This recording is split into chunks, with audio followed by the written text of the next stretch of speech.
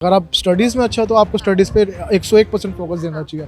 अगर आप अपने उसमें स्पोर्ट्स में अच्छे हो तो आपको स्पोर्ट्स पे ध्यान देना चाहिए। वो प्रैक्टिकलिटी जो है वो कहीं ना कहीं एज अ पेरेंट आपको लेके चलनी होती है। थोड़ी फैसिलिटी कम मिलती है यहाँ पे, स्पोर्ट्स को ज़्यादा बढ़ावा नहीं दिया जाता। नए नए खेल रचाने बंद करेंगे तो पुराने खेल की तरफ बनना जाएगा। ये जो सा इसमें दिखा रहे हैं, सांपों के ऊपर लेटो, कछुए मारो, ये करो वो करो। अब ये खेल दिखाने लायक है, बच्चों को देखने लायक है ये खेल। स्पोर्ट्स में लगा है पैसे और ऊपर चाह सपोर्ट। अपने अपने क्षेत्र में दोनों अव्वल हैं, ठीक है। स्पोर्ट्स अपनी जगह पे बेस्ट है, पढ़ाई अपनी जगह पे बेस्ट है। पढ़ोगे लिखोगे तो होगे खराब, खेलोगे कूदोगे तो बनोगे नवाब। ये लाइन है MS धोनी मूवी की। तो इस लाइन को कितना समर्थन दे रहे हैं या कितने हद तक सपोर्ट में है? देखिए मैम, सपोर्टिंग की बात ये है, अगर आप स्पोर्ट्स से बिलोंग करते हो तो ये लाइन आपके लिए बिल्कुल ठीक है। बट अगर एजुकेशन ही आपकी फर्स्ट प्रायोरिटी है तो आपका एजुकेशन को ये चूज कैसे करें कि हमारी फर्स्ट प्रायोरिटी क्या होनी चाहिए? मैम एबिलिटीज़ के ऊपर। अगर आप स्टडीज़ में अच्छे हो तो आपको स्टडीज़ पे 101% फोकस देना चाहिए। अगर आप अपने उसमें स्पोर्ट्स में अच्छे हो तो आपको स्पोर्ट्स पे ध्यान देना चाहिए। बट सर, अगर देखें हिंदुस्तानी पेरेंट्स को अगर हम देखें तो अक्सर क्या होता है कि जब बच्चा खेलता है तो उसको मना कर दिया जाता है, कहते हैं कि पढ़ाई लिखाई पे ध्यान दो, खेल कूद तो चलता रहेगा। ऐसा क्यों? मैम अगर आज आप देखा जाए तो आज के टाइम पे इवन गवर्नमेंट भी सपोर्ट कर रही है स्पोर्ट्स को। आप गवर्नमेंट स्कूल में जाकर देख सकते हैं कि केजरीवाल जी ने बहुत अच्छे काम किए हैं। स्विमिंग स्टार्ट हुई गवर्नमेंट स्कूल्स में। आज के बच्चे बहुत सारे कंपटीशन स्टार्ट हो चुके हैं जो अपने नेशनल लेवल पे जा रहे हैं। स्कूल्स अपने गवर्नमेंट स्कूल्स, प्राइवेट स्कूल्स के बच्चे। धीरे धीरे चीज़ें बदलेगी, पेरेंट्स भी बदल रहे हैं, पेरेंट्स भी अपडेट हो रहे हैं। ये पेरेंट्स को भी पता है स्पोर्ट्स से भी बहुत सारी चीज़ें हैं। अगर आप स्टडीज़ के बिहाफ पे कोई गवर्नमेंट जॉब नहीं पा सकते, बट स्पोर्ट्स के बिहाफ पे आप स्पोर्ट्स कोर्स के थ्रू आप एक गवर्नमेंट जॉब पा सकते सर, हैं। अभी आपने इम्प्रूवमेंट की बात की। अभी अगर मैं इम्प्रूवमेंट की ही बात करूँ तो 2020 में जो ओलंपिक्स हुए थे उसमें हिंदुस्तान 7 मेडल लेकर आया था। अगर इतनी ही इम्प्रूवमेंट है, इतना ही सपोर्ट है, तो इतना ख़राब परफॉर्मेंस क्यों, या इतने ही कम कैंडिडेट क्यों जाते हैं खेलने के लिए? मैम सबसे मेन बात रिजर्वेशन। जो हमारा सिस्टम है ना, थोड़ा सिस्टम ख़राब है। अब एक ओलंपिक्स वगैरह में उसी लोगों को भेजा जाता है जिसकी अप्रोच अच्छी है। मैम बेसिकली यही है कि जिसकी अप्रोच अच्छी है उन्हीं को भेजा जाता है, तो जो सच में एबल है उनको चांस ही नहीं दिया जा रहा हमारी गवर्नमेंट की तरफ से। सारा हमारा सिस्टम ख़राब है। ये सब चीज़ें गलती है जो सिस्टम की गलती है। आप बाहर के देशों में जाए, वहाँ पे एबिलिटी को प्रेफरेंस दी जाती है, बट हमारे यहाँ पे पावर को प्रेफरेंस दी जाती है, चाहे वो स्पोर्ट्स की बात हो चाहे वो एजुकेशन की बात हो। तो सर, ये जो चीज़ें हैं, अभी आपने जो भी चीज़ें बोली पावर को लेकर स्पेशली, तो ये क्या आने वाले सालों में भी ऐसा ही रहेगा या ख़त्म होगा? मैम ये हम सब यूथ पे डिपेंड करता है कि हम आगे क्या चाहते हैं। अगर यूथ चाहे तो सब कुछ चेंज हो सकता है। अगर यूथ ना चाहे तो सब कुछ ऐसे ही नॉर्मली जैसे चल रहा है चलता रहेगा। अच्छा, अकॉर्डिंग टू यू स्पोर्ट्स को कितने परसेंटेज देना चाहेंगे और एजुकेशन को कितने देना चाहेंगे? मैम दोनों को 50-50। 50-50। चलिए, ओके ओके ओके। तो जैसा कि आपने सुना कि ये एक यूथ ने अपनी बात रखी थी कि 50-50 परसेंटेज दे रहे हैं, साथ ही स्पोर्ट्स और एजुकेशन के दोनों के फ़ायदे जो है हमें गिनवा रहे हैं। अच्छा, पीछे और भी लोग हैं जिनके पास जाएंगे जो इस चीज़ को अच्छे से समझेंगे कि स्पोर्ट्स के खुद के कितने फ़ायदे हैं और एजुकेशन के खुद के कितने फ़ायदे हैं। हेलो बॉयज़, बड़े नर्वस लग रहे हैं सर। हाँ नर्वस हैं क्या। अच्छा सर, ये बताइए, बीइंग अ यूथ, स्पोर्ट्स को किस तरीके से देखते हैं और एजुकेशन को किस तरीके से देखते हैं? हाँ, स्पोर्ट्स तो अच्छा ही है, देश के लिए सबके लिए अच्छा है। हाँ। बॉडी के लिए, फिटनेस के लिए, और वैसे यूनाइट करता है सबको। और एजुकेशन भी इम्पोर्टेंट ही है। दोनों में से अकॉर्डिंग टू यू क्या ज़्यादा ज़रूरी है? ज़रूरी क्या, मतलब दोनों ही ज़रूरी है। ऐसे कुछ नहीं है कि एक इम्पोर्टेंट है एक नहीं है। अच्छा सर, ये बताइए कि अक्सर ऐसा देखा जाता है जब बच्चा खेल कूद की तरफ ज़्यादा बढ़ता है स्कूल्स में, तो पेरेंट्स हमेशा उन्हें रोकते हैं कि नहीं, पढ़ाई पे ध्यान दो, मार्क्स अच्छे नहीं आ रहे हैं, खेल कूद तो चलता रहेगा। ऐसा क्यों?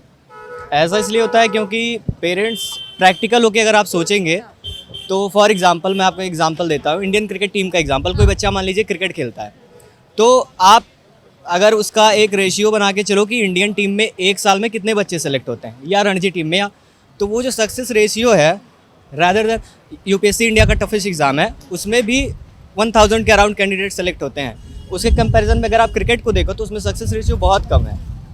तो वो प्रैक्टिकलिटी जो है वो कहीं ना कहीं एज अ पेरेंट आपको लेके चलनी होती है। अच्छा सर, अभी आपने एग्जाम्पल दिया, तो ऐसा अक्सर देखा गया है कि स्पोर्ट्स के नाम पर बच्चे या जो पेरेंट्स होते हैं वो सिर्फ क्रिकेट को ही जानते हैं। ऐसा क्यों? एग्जाम्पल दिया आपकी ज़ुबान पे भी सबसे पहले क्रिकेट ही आया, क्योंकि स्पोर्ट्स तो मैक्सिमम तो क्रिकेट खेलने वाले ही होते हैं। मतलब इंडिया में जो वो एक कह लो कि जो ट्रेंड है क्रिकेट को लेके वो बहुत ज़्यादा है, ठीक है। और स्पोर्ट्स में भी ऐसा नहीं है, इंस्पिरेशंस तो स्पोर्ट्स में भी होते हैं। जैसे कि अभी आप नीरज चोपड़ा को देख लीजिए, ओवरनाइट, हालांकि उनकी मेहनत अलग चीज़ है, लेकिन ओवरनाइट वो एक ऐसी सेलिब्रिटी बन गए कि विराट कोहली के बाद एक टाइम पे ब्रांड एम्बेसडर में वही थे। तो स्पोर्ट्स में भी है, बट वो जो सक्सेस रेशियो है, अब नीरज चोपड़ा का भी अगर आप सक्सेस रेशियो देखो, he is one in the world.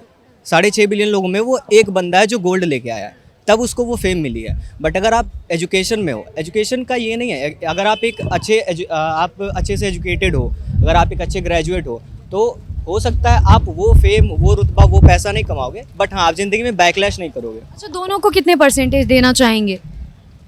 इधर आ जाते हैं, बारिश हो रही है।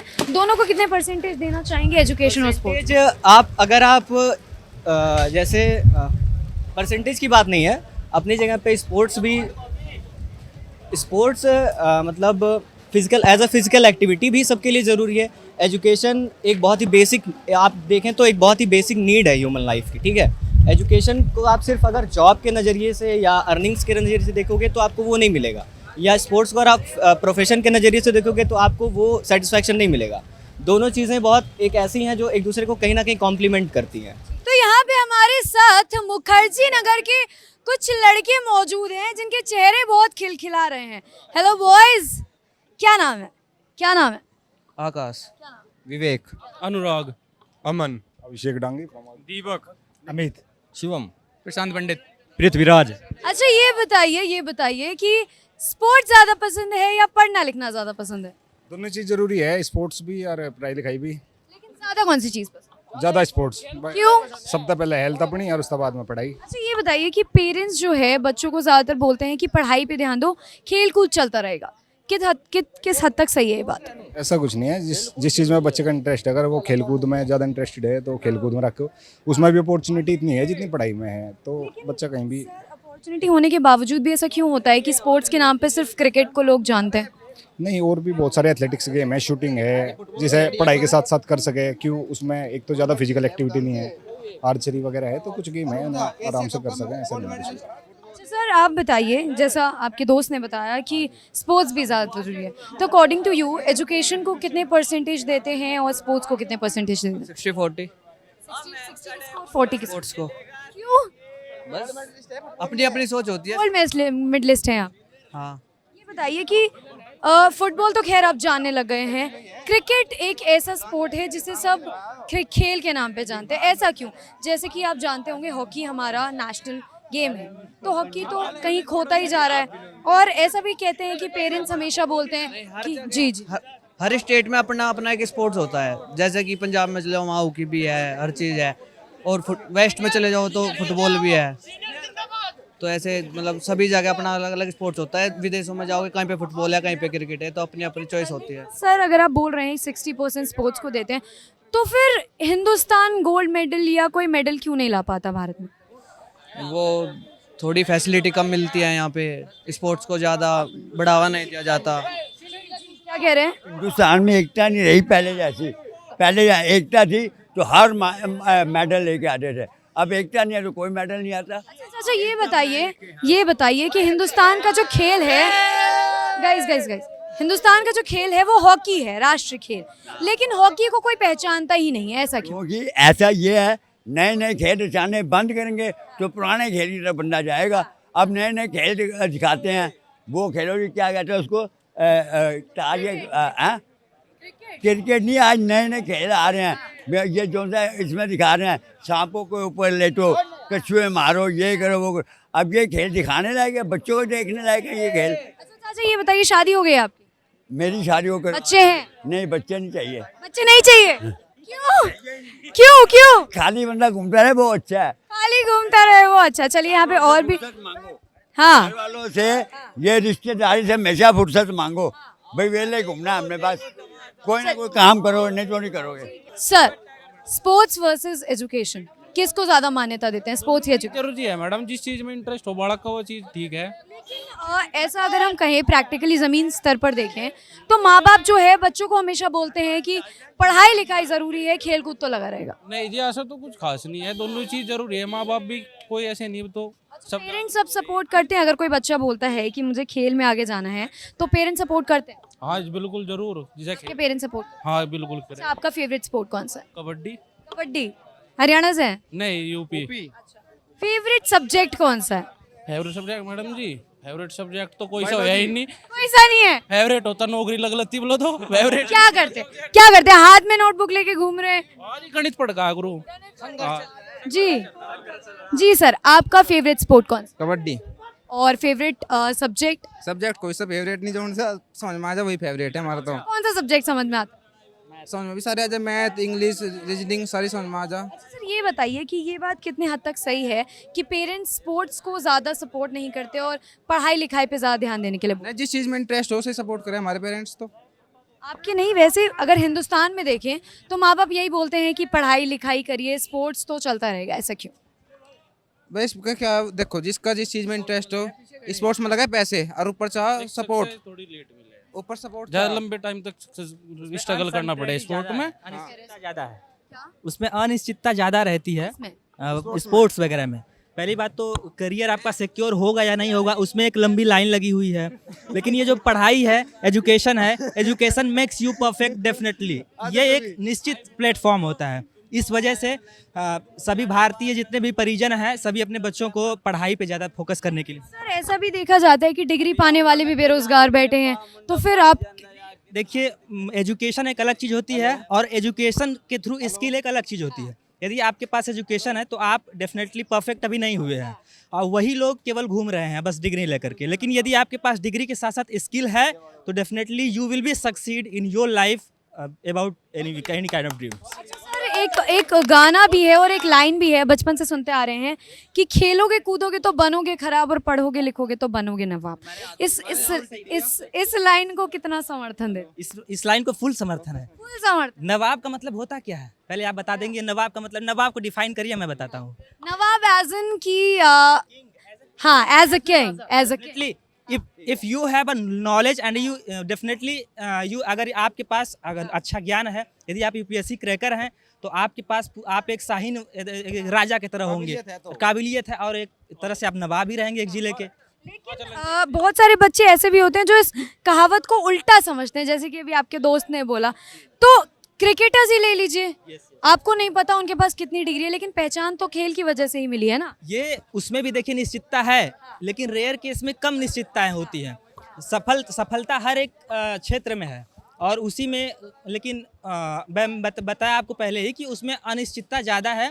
सफलता उसमें भी है, किसमें? क्रिकेट में, स्पोर्ट्स वगैरह में, लेकिन जो निश्चितता बन रही है वो एजुकेशन के क्षेत्र में ज़्यादा है। इस वजह से भारतीय परिजन ज़्यादा मतलब इसको खेल को लेकर के झुकाव पढ़ाई की तरफ जा। ठीक है, ठीक है, ठीक है। सर, स्पोर्ट्स वर्सेस एजुकेशन किस तरीके से देखते हैं दोनों मुद्दों? Education is the best. Why? Education you understand, Hindi में भी बोल सकते हैं। एजुकेशन मतलब लोगों को, विचारों को चेंज करता है एजुकेशन, और स्पोर्ट नथिंग चेंज करता है। लेकिन सर, बहुत सारे ऐसे बच्चे होते हैं जिनका पढ़ने में मन नहीं लगता है, खेल कूद में ज़्यादा मन लगता है, क्यों? वैसा इन्वायरमेंट पाए जाते हैं सब लोग। खेल में कोई फ्यूचर नहीं है?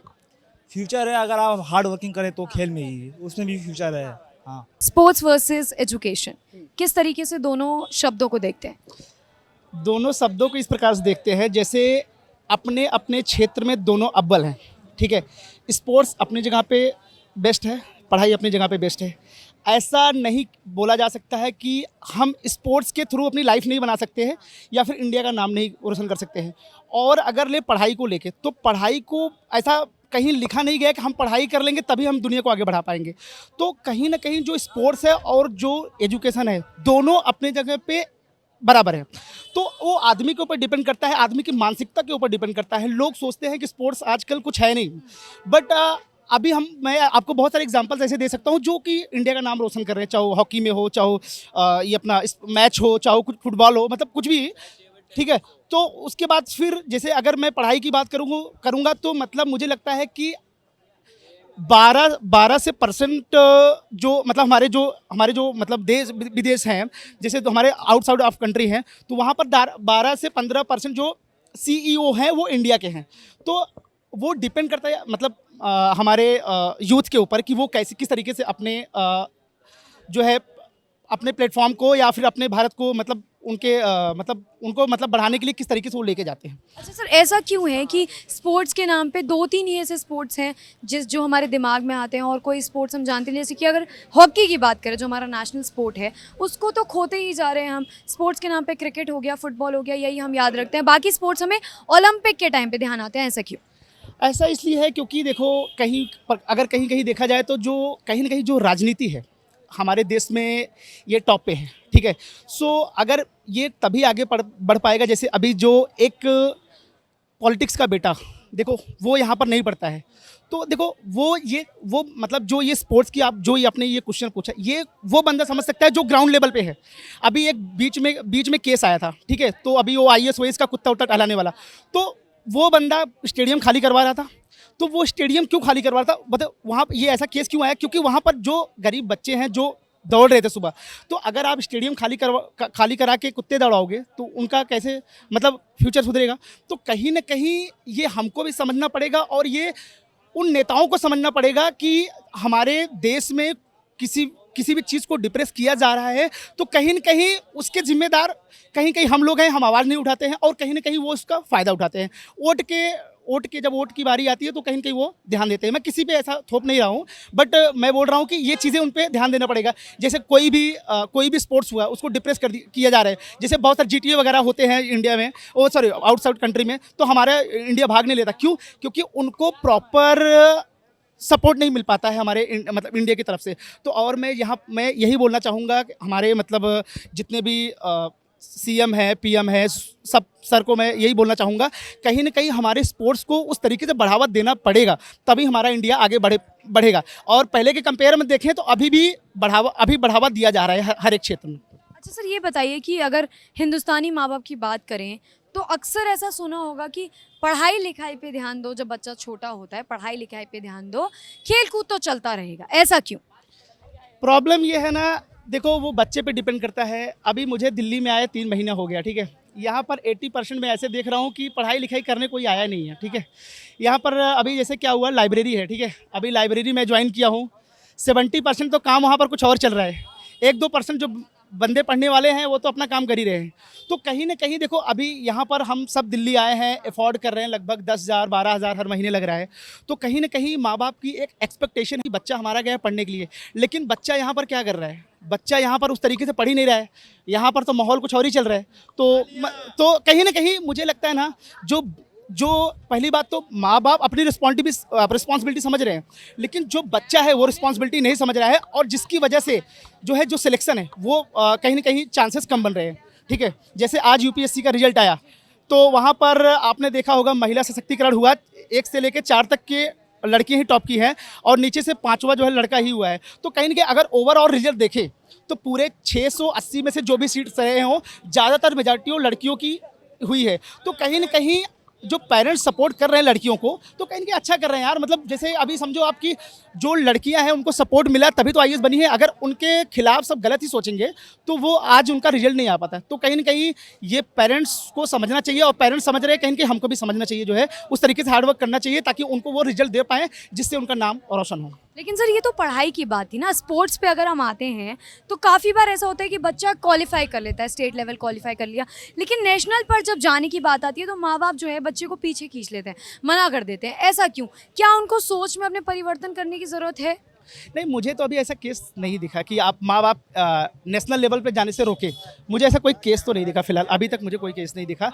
आपने देखा होगा क्योंकि आपने हमसे ज़्यादा दुनिया देखी है, बट मुझे जहाँ तक ऐसा केस है कि कोई अगर जैसे आपने डिस्ट्रिक्ट लेवल की कोई स्पोर्ट्स निकाले हो या फिर स्टेट लेवल का कोई निकाले हो, तो कहीं ना कहीं परिवार से इनकरेजमेंट मिलता है। हालांकि गरीबी कहीं ना कहीं देखी जा सकती है, बट अगर आपके अंदर वो काबिलियत है, कहीं ना कहीं वो जुनून है, तो मतलब पूरी कायनात डूब जाएगी आपको कराने में, ये 100% तय है। अगर आपके अंदर वो स्वेच्छा है, वो चीज़ें आपके अंदर वो लगाव है कि मुझे करना है तो कैसे भी करके करना है, वो ठीक है। मैं दिल्ली आया हूँ, मैं यहाँ पर तो 10,000 दे के अफोर्ड नहीं कर पाऊँगा, लेकिन मैं अपने दोस्त के साथ आया हूँ, यहाँ पर वो खाने वाने का कैसे भी करके अरेंज करके रह रहा हूँ। तो मुझे मेरा सिलेक्शन हो या ना हो वो मैटर नहीं करता, लेकिन जो मैं अपना 100% है वो दे रहा हूँ, कैसे भी करके दे रहा हूँ।